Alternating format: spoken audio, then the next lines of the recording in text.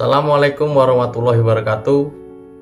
Perkenalkan, saya Eko Budi Utomo, kelas A23, NIM 2281131107, jurusan PJJ PAI, Fakultas Ilmu Tarbiyah dan Keguruan, UIN Siber Syekh Nurjati Cirebon. Video ini dibuat untuk memenuhi tugas mata kuliah Micro Teaching dosen pengampu Bapak Afify Husein, Magister Agama. Pada kesempatan kali ini, saya akan memaparkan materi tentang bagaimana menjadi seorang pendidik yang ideal, teknik menciptakan suasana kelas yang kondusif, cara mengatasi siswa yang tidak patuh, serta kondisi pendidikan formal di Indonesia pada saat ini. Semoga materi ini dapat memberikan manfaat dan refleksi bagi kita semua sebagai pendidik maupun calon pendidik.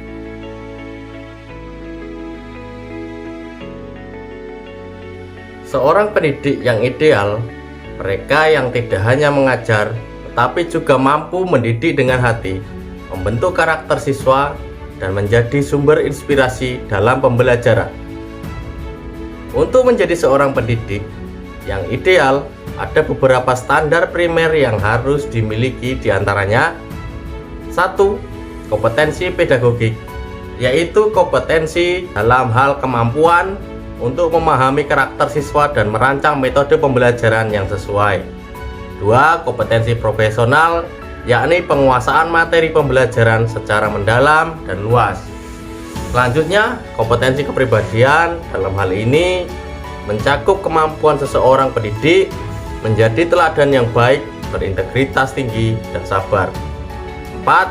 Kompetensi sosial, yaitu kemampuan berkomunikasi dengan siswa, rekan kerja, dan orang tua siswa dengan baik.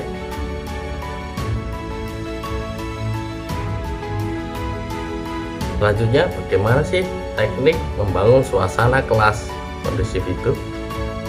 Menciptakan suasana kelas yang kondusif, yang asik dan hidup adalah tantangan bagi setiap guru. Nah, ada beberapa teknik yang bisa digunakan.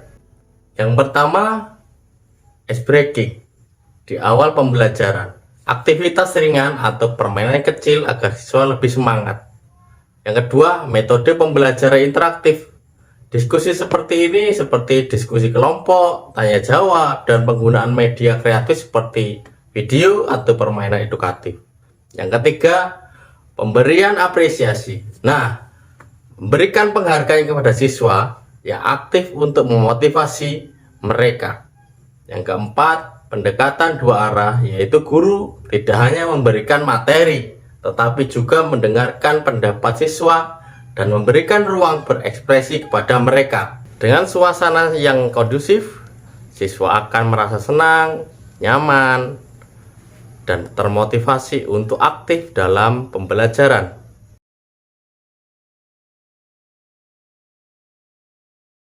Akhir-akhir ini banyak keluhan dari tenaga pendidik tentang siswa yang bermasalah. Lalu bagaimana trik untuk mengatasi siswa yang tidak patuh atau malas itu? Nah, setiap kelas pasti memiliki siswa yang malas atau tidak patuh.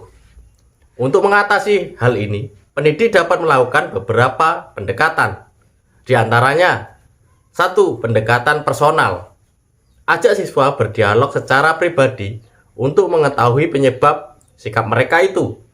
Mungkin ada masalah pribadi yang mereka bawa dari rumah sehingga mengganggu konsentrasi belajar mereka. Yang kedua, memberikan tantangan kecil. Nah, berikan tugas yang mudah dicapai terlebih dahulu agar mereka merasa percaya diri dan mau mencoba hal-hal baru. 3. Memberikan motivasi. Ceritakan kisah inspiratif atau beri apresiasi terhadap usaha kecil yang dilakukan oleh siswa tersebut. Yang keempat, metode pembelajaran variatif. Hindari pembelajaran yang monoton agar siswa tidak mudah bosan atau malas jika harus berhadapan dengan guru ataupun mata pelajaran yang itu lagi yang akan kita sampaikan. Sebagai pendidik, kita harus sabar dan memahami bahwa setiap anak memiliki potensi yang berbeda-beda yang perlu kita gali dengan pendekatan yang tepat.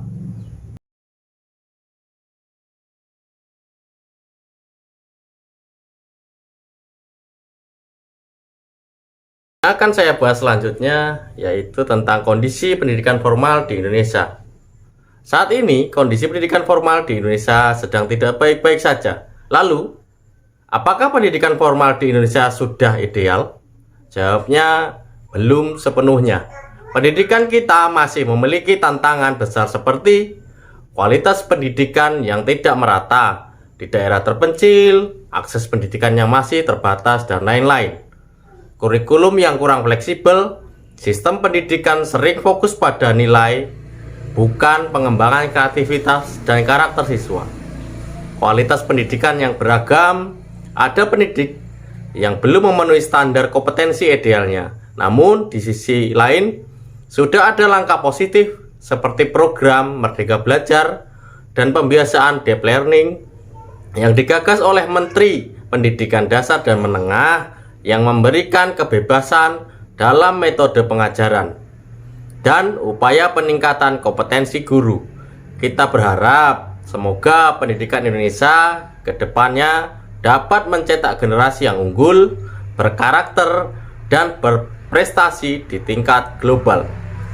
Oke, demikian pemaparan saya tentang bagaimana menjadi pendidik yang ideal dan tantangan pendidikan saat ini. Sebagai pendidik maupun calon pendidik, mari kita berusaha menjadi guru yang tidak hanya mengajar, tetapi juga mendidik dengan penuh dedikasi dan kasih sayang. Semoga kita semua bisa berkontribusi untuk kemajuan pendidikan Indonesia. Terima kasih atas perhatiannya. Salam Indonesia Maju. Wassalamualaikum warahmatullahi wabarakatuh.